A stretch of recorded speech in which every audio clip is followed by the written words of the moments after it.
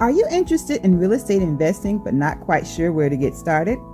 Do you want to get the know-hows on creating ongoing passive income using the buy and hold strategy?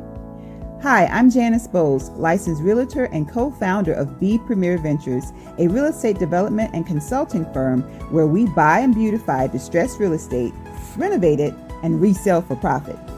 With over 15 years of investing experience, B Premier has extensive knowledge in rural land development, fix and flips, and rental acquisitions.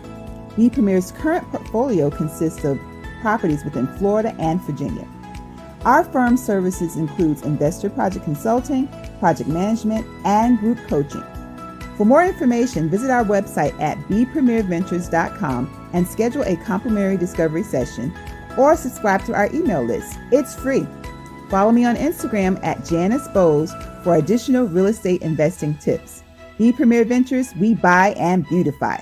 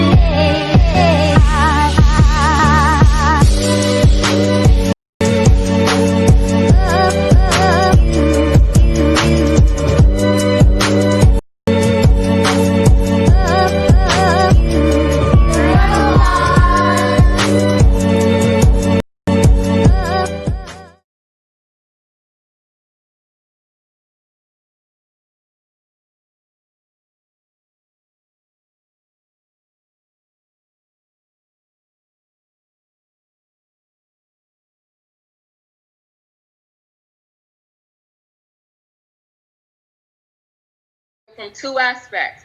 I do it from the aspect of career development, resume writing, interview preparation. You're looking to change your job or you're having issues on your job, I'm your girl. Then I do it from a business aspect. If you're looking to start a business, you have some ideas and thoughts and you don't know where to begin. If you are in business and you're looking for a marketing strategy, guess what? Yep, I am your girl. Here at the Let's Do It talk show, we were primarily developed for entrepreneurs. However, we quickly realized that the entrepreneur is a whole person. So we focus not only on the business part, we focus on faith, finances, family, and future. So today is our third week, and that's what we're doing. We're talking about your future. We're talking about how do you climb the corporate ladder and understand the fundamentals that go along with it. So we are going to be talking about strategies that help you to find your way for leadership and different opportunities. But y'all know what I do before I get into the details about what the show is going to be about. I talk about my weekend. So this weekend, it was so many birthdays that as I was telling my co-host, I'm almost afraid to shout all of them out. But I cannot go without saying happy birthday to my 3-year-old great-grand cousin, Harper Chanel. She turned 3 years old, had a big woo-woo-woo and everything. So happy birthday to Harper. And then also to Tamika Chapman. If you don't know Tamika, then I don't know. Because a lot of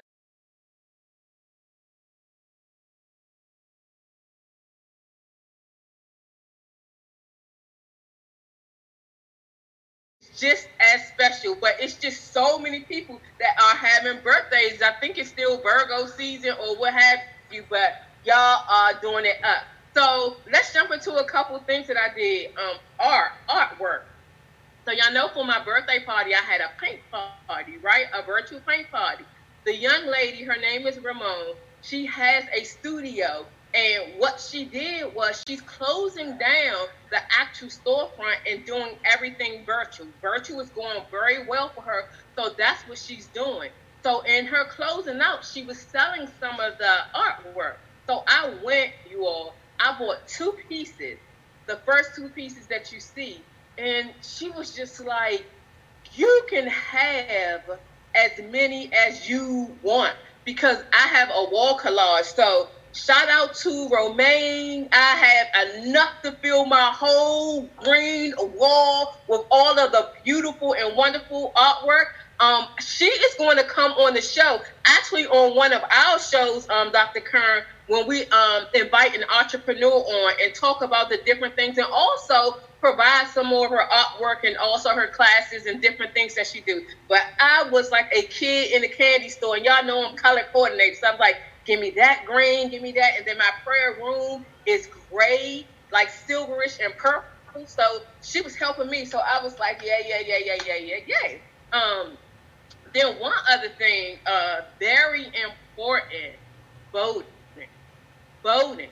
So you'll see, if you follow me on Instagram, I posted a second post, but this young lady, Elaine Walterow, she posted so many different facts of different states in the percentages of actually the numbers of how less Trump won by in various states. And then under that, she showed the number of Black people that did not vote.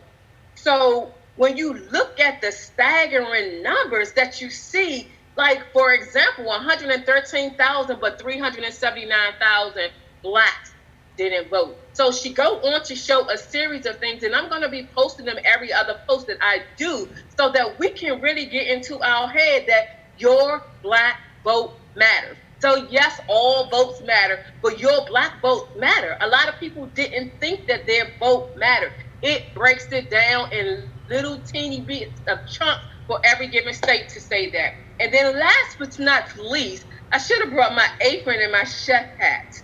So y'all know I couldn't cook at all, right? This is my first time since COVID-19, March, learning how to cook. I didn't have salt and pepper in my house. Like, seriously, I didn't have salt and pepper. I ate out every day, munched off my mom, my sister, my daughter, whoever was cooking. But y'all, I be throwing down in the kitchen. And so this week, I'm so excited because oxtails, cabbage, red beans, and rice. And y'all, I pulled out the crock pot on this one right here. Nonetheless, I've learned my lesson. Put it in at night and not during the day. Oh my gosh, it was like 8 hours. And I calculated, I was like, that's a day's work. But when I tell y'all, the meat was falling off the bone, the seasoning, the everything, and I let it marinate overnight.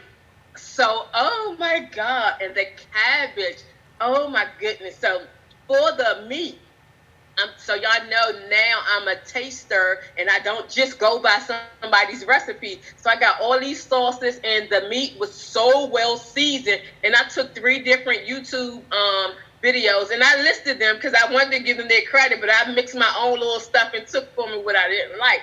And then my cabbage. So, you know, all my greens, my Reb, Colette Rice, she has been teaching me all the grains. So my kales, my collard, and now my cabbage. And when I tell y'all just look at the picture. And then the red beans and rice. Some chef, I got this cookbook somebody gave me years ago, and I told her, I'm never going to use this, but okay, I'll take it. It may have been 10 years ago. But anyway, y'all, I keep telling y'all I'm about to start selling dinners, or I'm about to do something. But real talk, when it opened up, no more bringing sodas and paperware and plasticware to the cookouts and the parties. I will actually be able to bring a dish now. So real excited about that. So let's jump into the topic, and let's talk about the contributing host that we had today.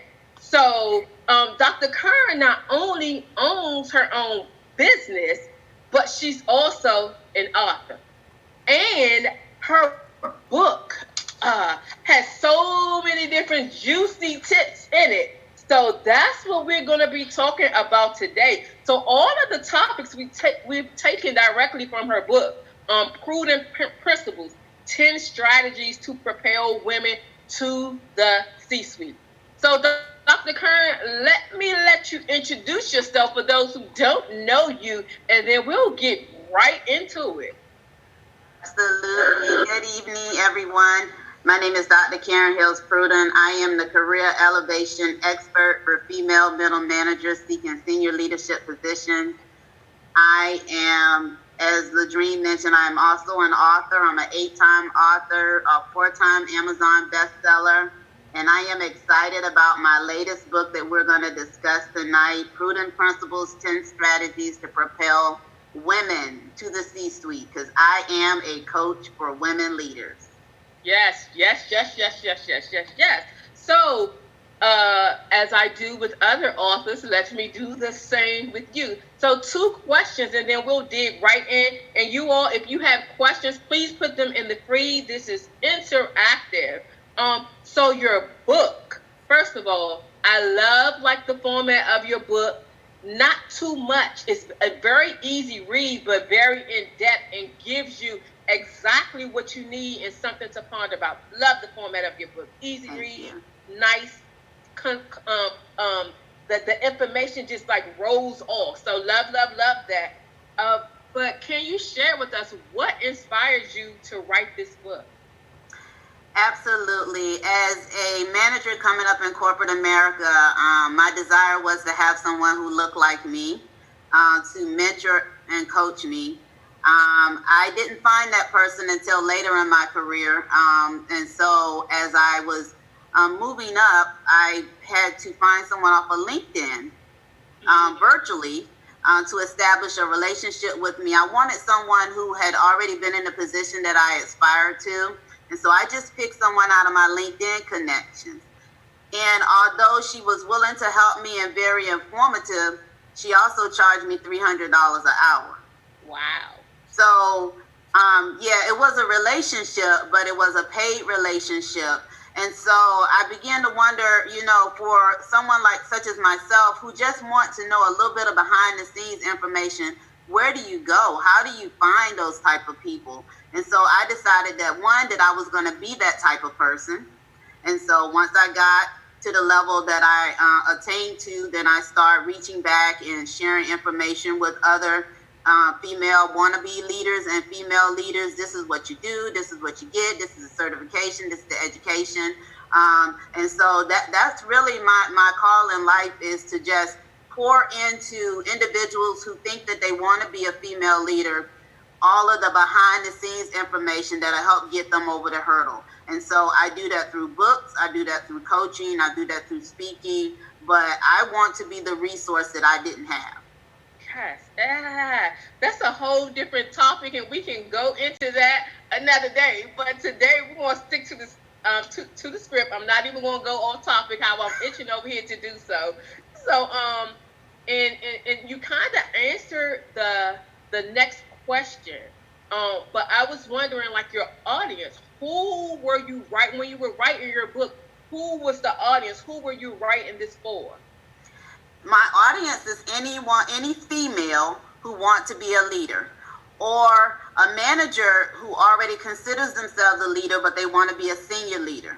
So it's for a female individual who aspires to be a leader and just need a roadmap, somebody to map out, what they should do or what they should focus on, or someone who finds themselves stuck. Maybe they're putting out resumes and they're interviewing, but they can't figure out why they can't make it to the top 2, why they can't make it to the job offer stage. And so it's written for one who aspire to be and one who are in the process of trying to be a leader.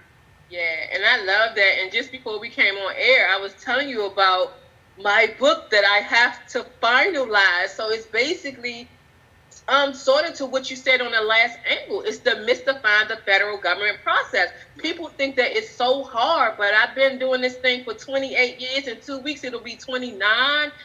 And you talk about mastering and understanding. I'm like, no, it's not that difficult. Here is the answer sheet. And that's what I do through my coaching and my services. So I need to finish up. Yes, you need to finish. You need to finish. Yes, I am. I definitely will.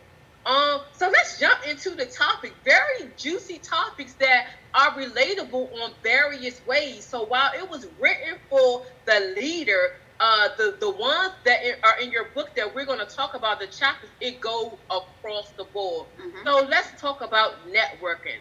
Up, down, and So I will openly, honestly, and be very transparent about me in my early years. No pictures. And to be honest, like right now, I still don't have any pictures. But that was like carried on. But I do. They know my personality. They know my favorite color. They know everything. But no pictures. And I totally separated work from my home life. And it was almost funny. I had this running joke. Whenever I stepped over the line, that meant I was out of work. Don't call me. Don't do anything. I'm serious. And when I work from home, when that time cut off, it would be like when I take off my shirt or change my clothes, that means I'm changing and I'm transitioning. So, of course, throughout the years, leaders, over global operations and so many different things, I quickly learned that I wasn't making the best decision by doing that. It was missed opportunities that I did not realize. And it's not that it's wrong to do it or it's like the wrong thing to do, but it's that missed opportunity that you get from the connection just by so many things that you talk about in your book, the whole thing of relationship and connectivity. So I'll let you give like an overview of your thought as you were writing that chapter, and then we'll dialogue before we go to the next topic. Absolutely. So that chapter came from my aha moment early in my career. I was working under a senior leader. I was a manager myself, and she used to have barbecues at her house once a year. Okay. And so I had a certain number of peers who were like, I'm not going. It was optional. Right. And the first 2 years, I did not go. And so I don't really know what I missed. But the third year, I went, and I saw how people were getting to know people, how they were more relaxed than they were at work, how they were sharing stuff that they would never ever share at work. Even sometimes there was some work conversations that were, about jobs that were coming that were not posted yet. And I was like, oh, snap. Like you said, you had the perfect phrase, missed opportunities. And so that experience helped me to realize that the bonding and the networking and the getting to know beyond a surface, how you doing relationship at work was critical to helping you get to know your peers and them getting to know you, as well as helping you to move up the corporate ladder. Yes, absolutely. So that's where that's where this chapter came from, Jess. And so over the years, when people ask me out for a working lunch or just for lunch, I'm going. If they invite me to a cookout at their house, even if I can only stay for an hour, I'm going. Because I have learned now throughout my career that there is values in getting to know individuals who you work with, and it helps throughout your career. And catch this. So, look, I'm all excited. I'm going to catch this, but catch this.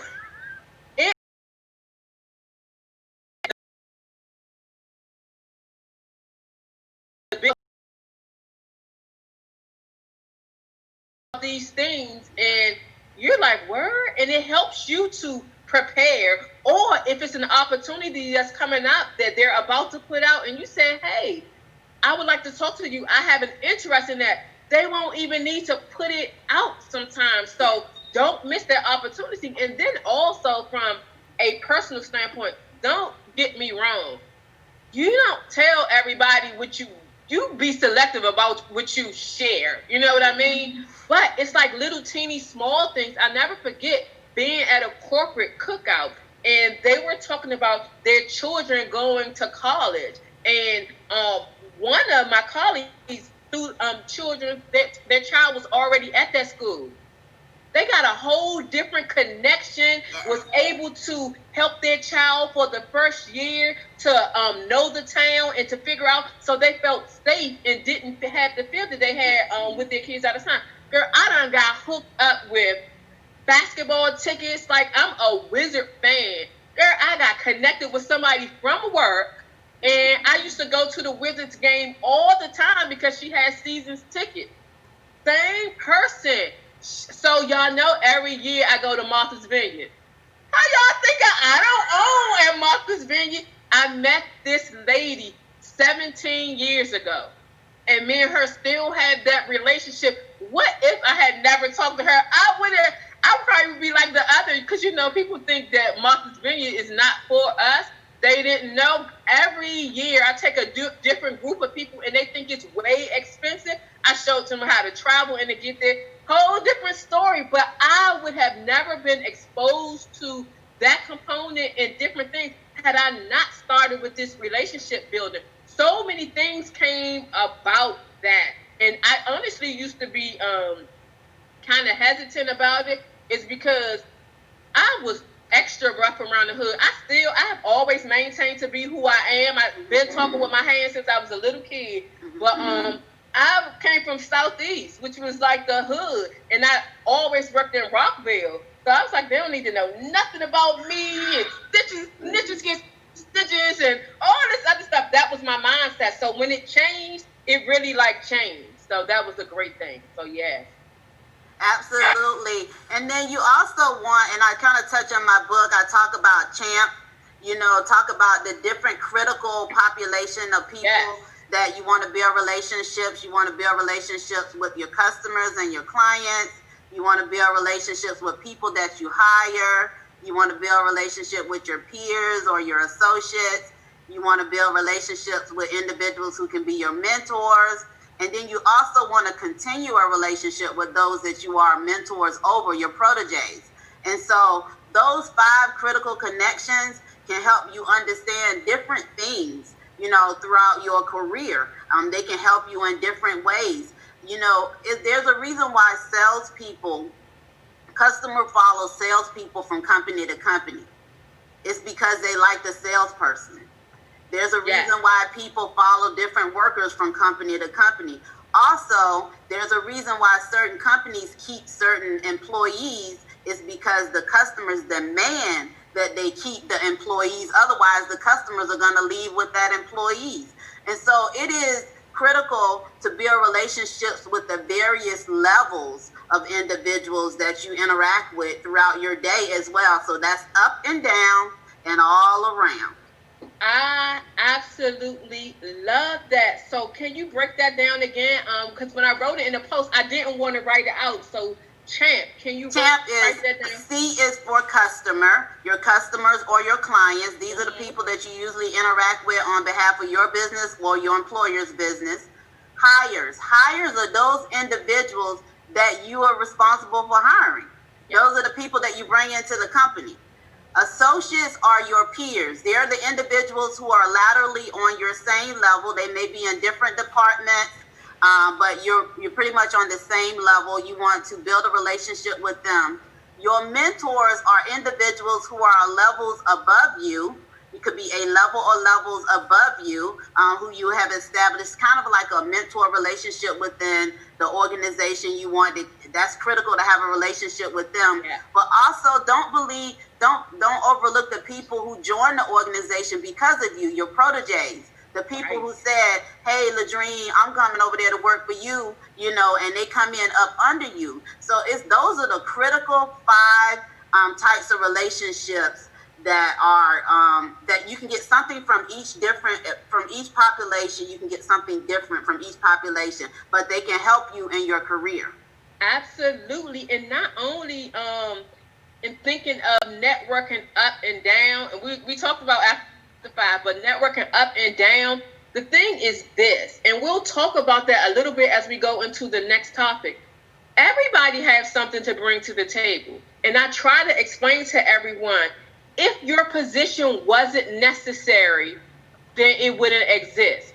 When they are creating the structure and when they are creating the platform to decide how it's going to be, they're very careful. They're not overly, most organizations are looking to save money, not just spend extra money. So your position is vital. So it is very important for us to get into that comfort position. When you know what you know, doesn't mean for you to be cocky about it or to have a nasty attitude, but understand that they need you, but you also need them. So it's a full circle critical component of it where all of the pieces come together so that they work. Otherwise, it would be you working by yourself, them working by themselves as a part of the business, but it doesn't work like that. And me, so I've been fortunate and blessed to be a supervisor for over 18 years. So I got a supervisory job at a young age. But one of the things that I can assure you that I've always remained a student. Always remained a student. So although I operate in terms of a teacher and a mentor as well as a supervisor, I also act as a student. So like right now, I'm over top of IT for building HR systems. I don't know about IT. I know Canva. I know all the other little systems to play around. But now, because I'm learning for them, I can talk SharePoint, I can talk building forms, I can talk everything. So I'm building this massive thing. But I know HR and I know management. I learned from my staff that was around me. And so always, always, always, always remain a student. Always remain. Absolutely. And another reason why you want to network down, Ladrine, is the higher up you go, the more reliance you have on everybody up under you. And when something goes wrong in your division, they calling you into the office. So you definitely want to be able to talk to your people on all levels because you're responsible for everything that happens up under you once you get at that senior level. And that's very good because when your employees trust you, your subordinates, your colleagues, it'll make things work better because the relationship building. Never forget at a conference, a retreat, I allow my staff, I said, you all have permission. We're equal in here. This is a retreat. I want to know what's going on. Why did I do that? They basically told me, and this was early in my career, they did not feel like I valued them as a person. And I'm like, I value your work. They're like, no, not our work, our person. As a person, when we come into your office, it's all about work. They were like asking questions. I didn't know how many kids they had. I halfway knew who was married or not. I didn't know where they lived. I didn't know anything. It was all business for me, but it taught me a lesson. And when I flipped it, at first it was fake. It was like, how you doing? How was your weekend? They would ask me, tell me, and I would be like, oh my God, it was so uncomfortable. But then when I really got into it and genuinely like cared about them, hey, how's little Tamika? How is Angie? How is Johnny? How's everybody doing? And then as we begin to have that dialogue, oh my goodness, they were empowered. And when I tell you, our group turned into who would have known? So again, they taught me another lesson. Yep, absolutely. All right. So the second topic that we're going to go into is generalists versus specialists. So this has been, depending on what decade or what era you got it, people have looked at it in different that they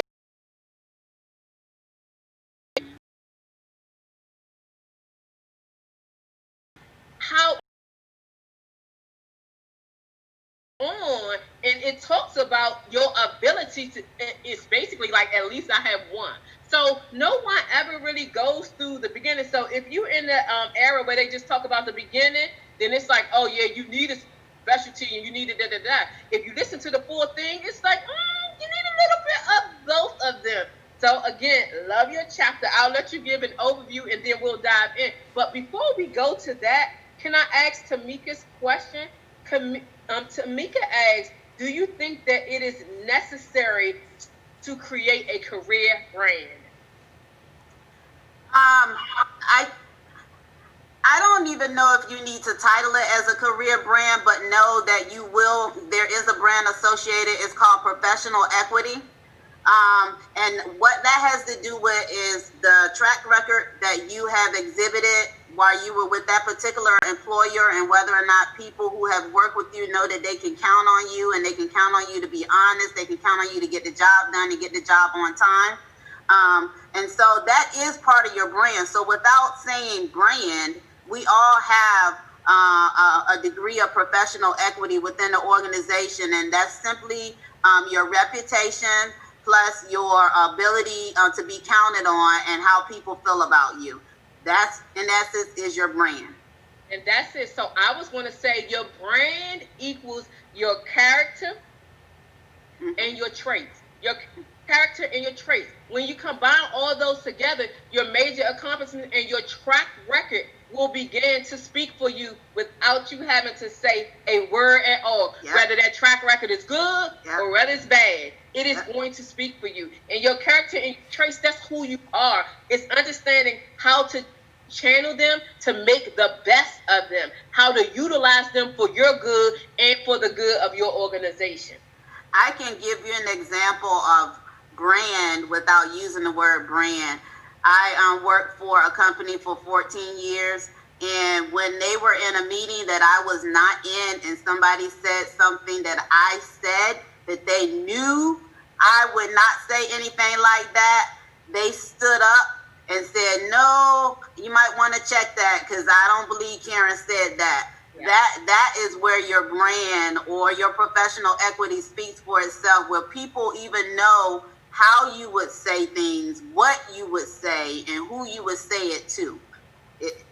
It could definitely be a blessing. Again, another show. I have a series example about that where but they knew better and it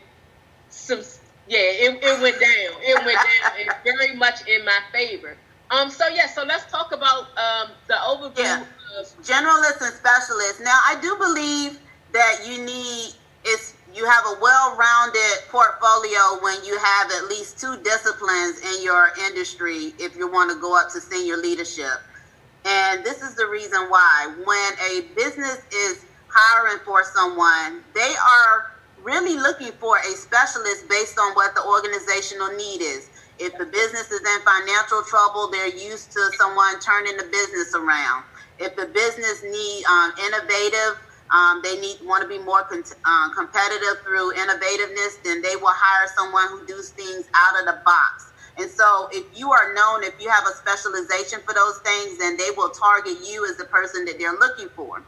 But when you get into the business and that has been taken care of, you need a general understanding of how the business as a whole operates. And so you need a balance between a general understanding of how all the disciplines work within your industry, and you also need to have a specialty so people will know, hey, for Ladrine, I need to call Ladrine for this. This is her specialization. So specialists will get you hired. Now, a generalist will help you among your peers, garner the respect among your peers, because they don't have to explain from A to Z when they're talking to you, because you somewhat, even a surface level, understand what they're speaking about. And so there are benefits for generalists and specialists, but really you want to have at least 2 specialties within your discipline as you move up in your industry, whatever industry that is. Yeah, I definitely agree with that. And I think that you can look at that from 2 different perspectives, from your career and also from your business standpoint. So from the career standpoint, so let's just say that you work in an environment and everyone in your environment do the exact same thing in your unit. So for example, I work in human resources.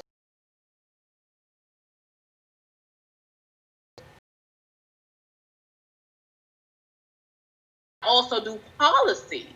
So the thing is that how do you stand out? And it's basically, I take my brand, in which Tamika said, so everybody know that I'm very honest and I'm extra work. They know fair. I'll say from the historical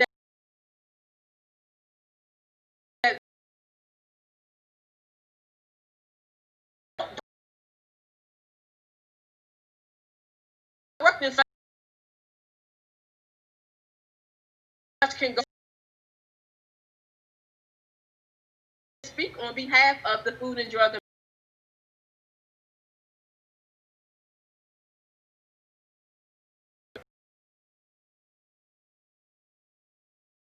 to recruit every year I get to do a spiel about HR. So I talk about demystifying the federal,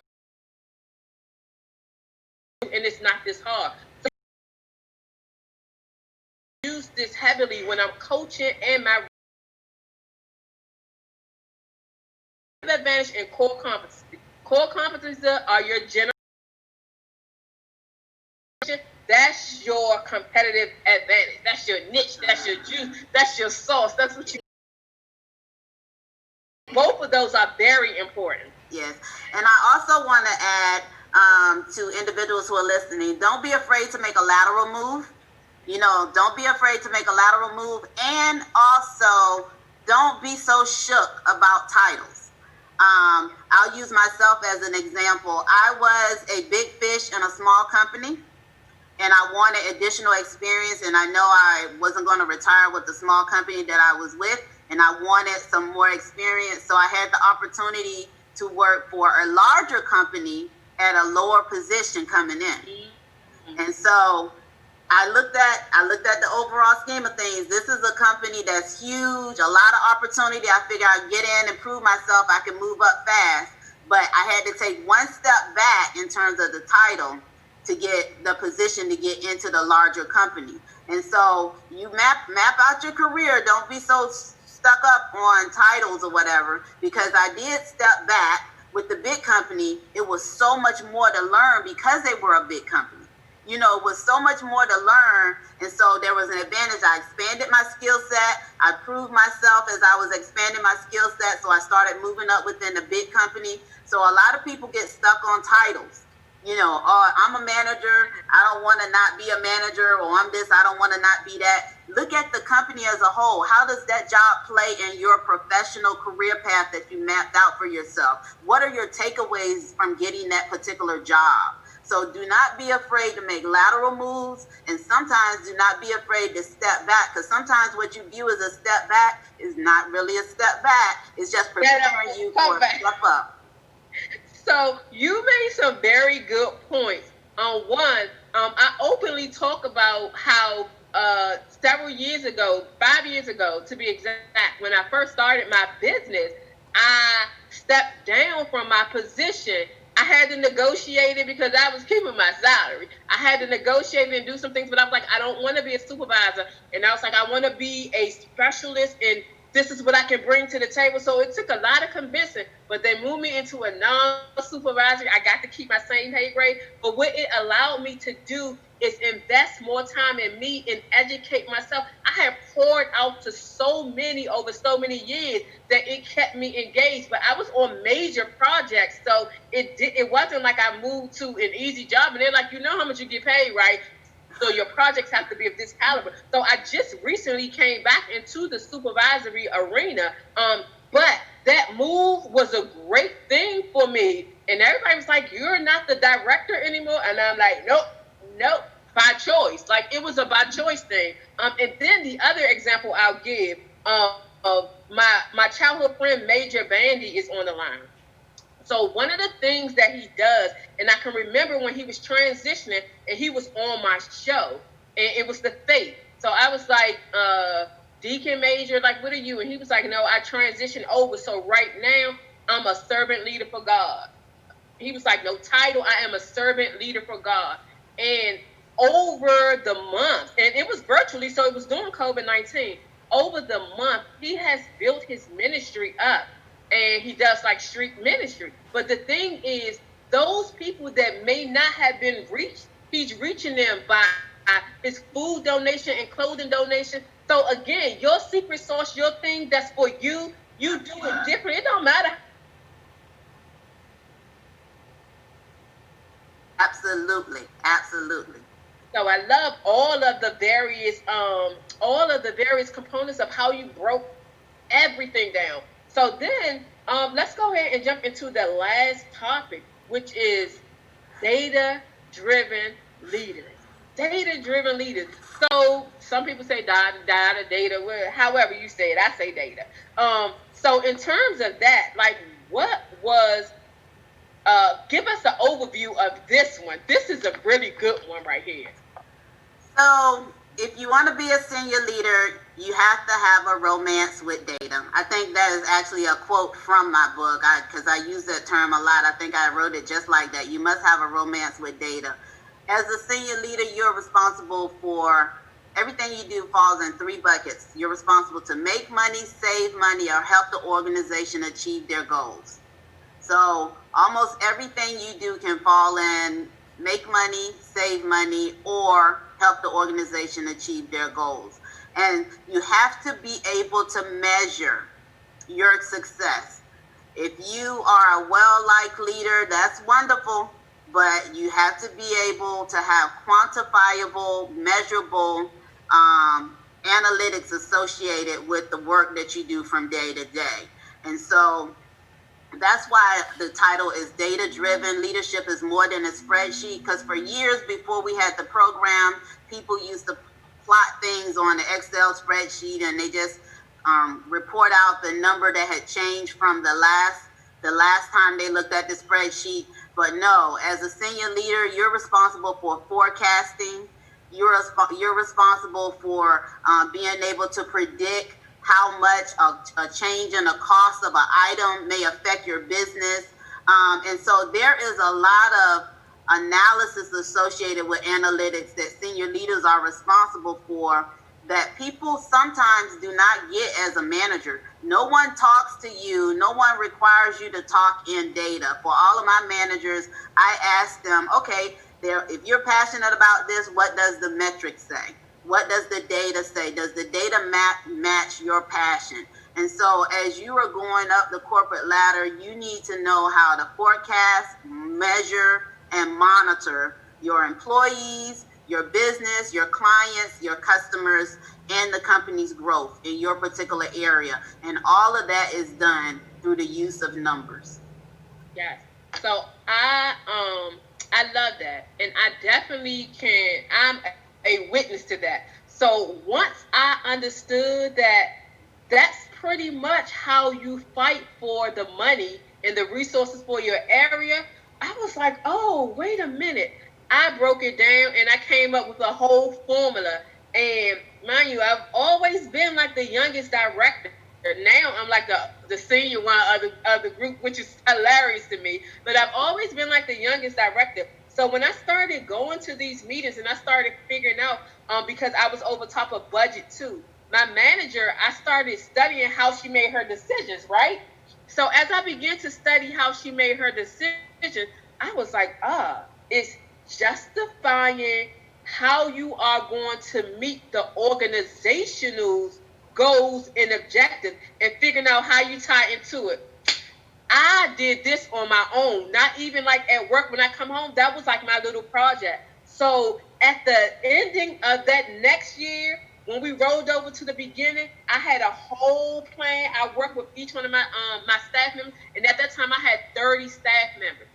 Every training that they asked for, I helped them to write it to a goal of our office or even of the agency.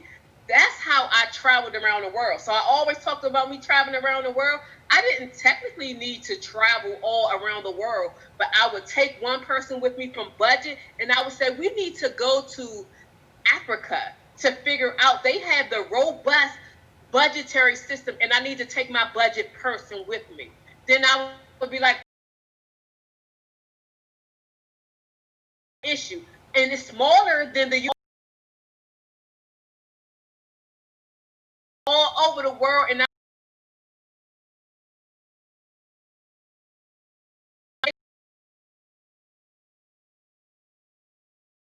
so a lot of times organization,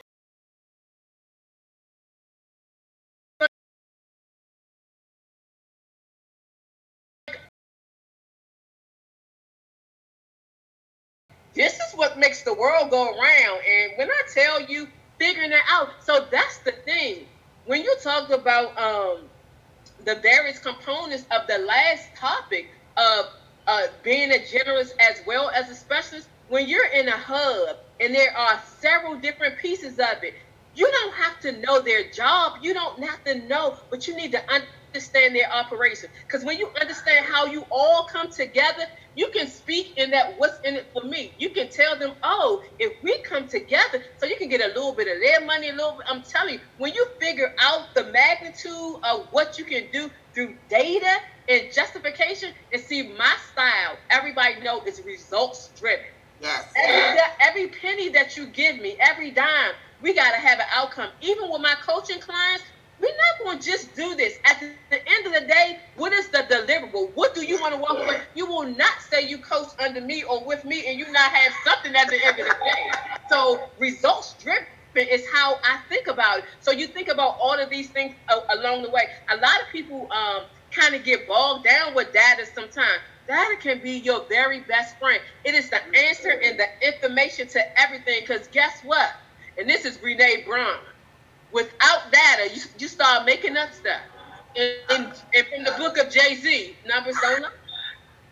So however you want to take it, whatever way you're taking it, whatever you from, you can take it from Brene Brown or you can take it from Jay-Z. But numbers don't lie, and learning to justify. And guess what? It's not only through my career, it's not only through my business. That's my way of operating for life.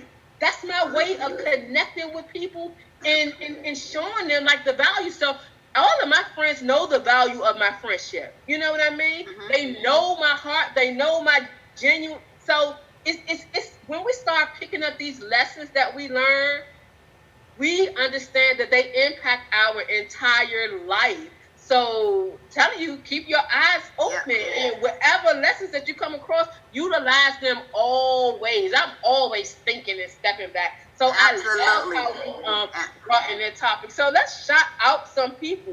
So thank you, as always, thank you all for joining. So we have Major Bandy, Andre Watts, Christine Brown, and those are family. I mean, like childhood friends, family. Tamika, happy birthday, Tamika! So I'm so glad that you're on. I gave you a shout out earlier. And D. Bowden for always being on. And I know I saw Jackie Bandy and Monica a little teeny bit earlier. I hope I'm not missing anyone else. But the topics and understanding, like leadership skills, you are a leader from wherever you are. Like, it doesn't matter. I was a leader way before my title was branch chief, team leader, or leader. I was a leader from way down. So you have to be open and not afraid to express yourself. Like, in all environments, you don't necessarily have that opportunity. Shift it and move it. And if you can't move at that time, find a way to work within yourself and mentor and motivate yourself and find other mentors outside. It doesn't have to be in your organization. Absolutely. And I also would add to that you can be a leader in any environment. You know, like you said, you used to work. I started out working. I worked at McDonald's, Wendy's, and Hardee's when I was young. But I was a leader at McDonald's, Wendy's, and Hardee's. Even back then, I was a leader. I became a manager, and then I moved on to other things. And so if you have it within you, you know, if you always crave, you know, to learn the business, learn how the business side of business. It's two sides of business. You got the people side of business, which is the building relationships, and then you need to know the business side of business, which is the metric side, your customers, your clients, and your products.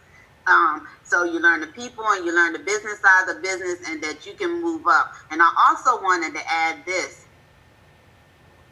Do not be afraid to pivot.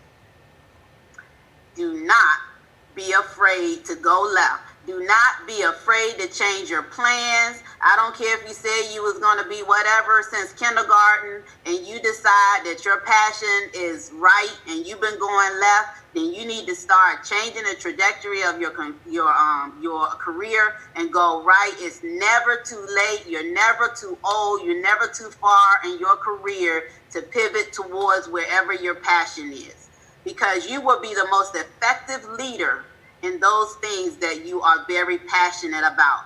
I love people. Ladrine love people. We're in HR. Everybody knows that we're in HR. We love people, you know, and that's why we've been able to stay in this industry for years. You know, so if your passion is right and you find yourself going left, do not be afraid to pivot.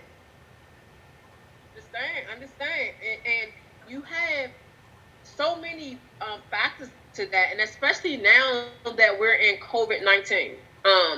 So, and I'll even take it back a step further than that. Anybody who has heard my signature speech, they know that I bring up when I was in high school, and I still have my certificate for that class upstairs, where they took us through all the different fundamentals of your checklist for the career that you wanted to be in, the where you were going to college or either trade school. I wanted to be a teacher since I was a little teeny girl.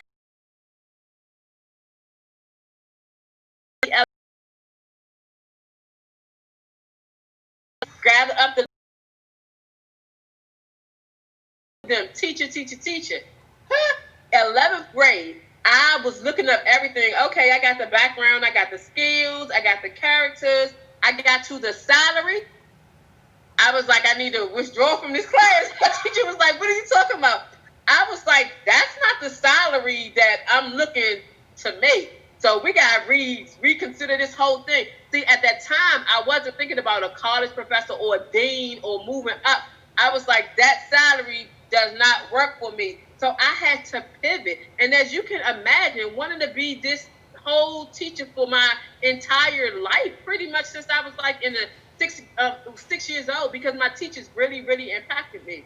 And having to switch, I was like, oh, what am I going to do? I didn't go straight to 4-year college or anything. I went to Prince George's Community College, and that's when I took a test, and I scored high on HR, and I was like, HR, show me the way. Like, let me see the salary, show me the way. And then I started seeing everybody's salary that worked back then. We didn't have computers. Every 2 weeks, I used to get everybody's salary on a list, and I would be like, somebody come in and see me, I'll be like, hi, yes, I'll help them, and I'll be like, okay, Mr. James Johnson, what?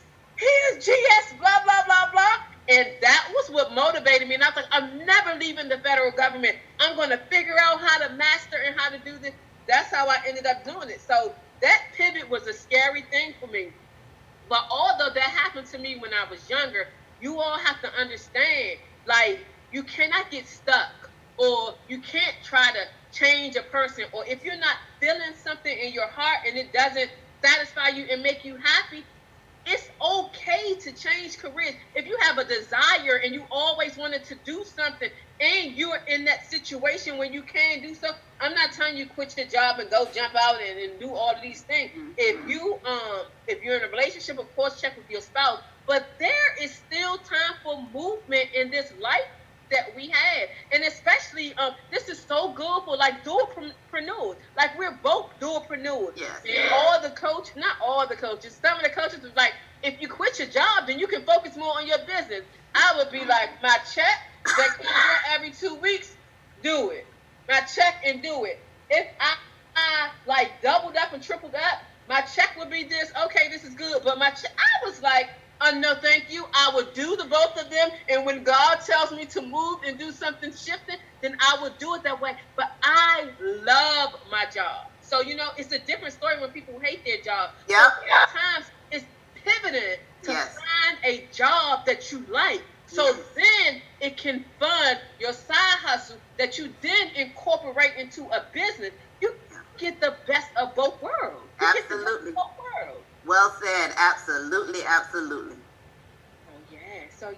So if y'all have any questions, y'all can plug them in. You notice I skipped right through the commercial break because we started going and the information was flowing. So I just went on and talked through it. So your book. So these are just want to know where they can buy the book. And then any other closing information that you want to tell about any other events or anything else. Absolutely. So you can find the book on Amazon as well as an ebook. If you Kindle or something like that, I have the ebook version as well. And you can reach out to me if you want to stay in contact with me at Prudent Global Business Solutions. I'm on Facebook. I'm on Instagram. I'm on Twitter. I'm LinkedIn. I'm everywhere. I'm socially connected everywhere. I would like to stay connected with you. And let's talk. Let's talk about getting you to where you want to go if you want to be a senior leader. Absolutely, absolutely. Always a pleasure. I say when we get together, it is us HR friends playing in our HR sandbox. Love, love, love HR. If you all don't already do so, please make sure that you follow our show on all platforms of social media. Let's Do It Talk Show. Subscribe to our YouTube channel. Follow us on Instagram as well as Facebook. Uh, all the information pretty much that we highlight, we'll post the pictures there. And it's also going to be opportunities for you all to join us as guests virtually. I was trying to wait for it to open up so I can show off the expansion of the studio, but we're going to start doing the whole guest thing. So October is the last quarter of the year. So we're going to shift a little bit with some things.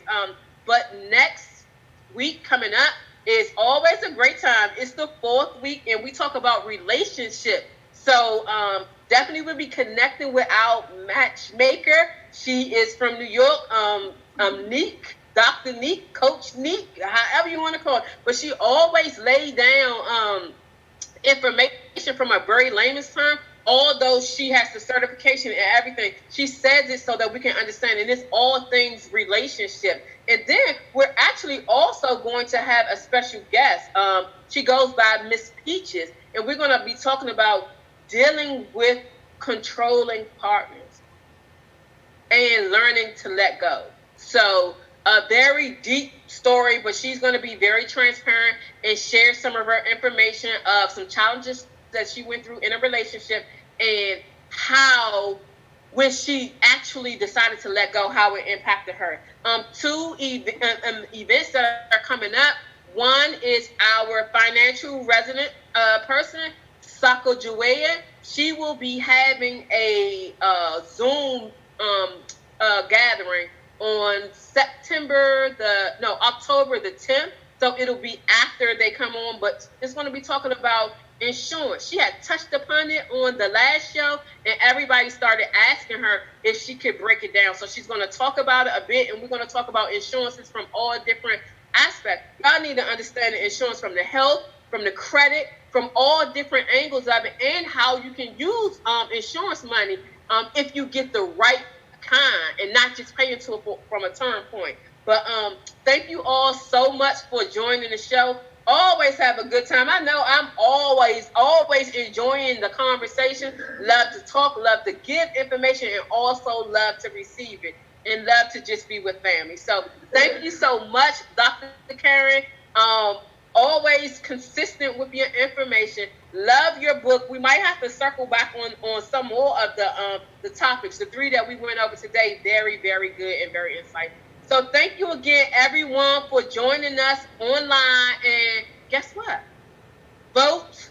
Yes. Make sure that you're gearing up to vote, that you register, and all of those things. That's going to be another thing. I was talking about Black Lives Matters before. Voting is so important. So we're going to be talking about voting throughout all of our shows until it's actually election day. Early voting, take advantage of everything, every opportunity, but make sure that your vote counts. Make sure that your vote counts. So other than that, I'll see you all next week. Bye. Bye, Dr. Karen.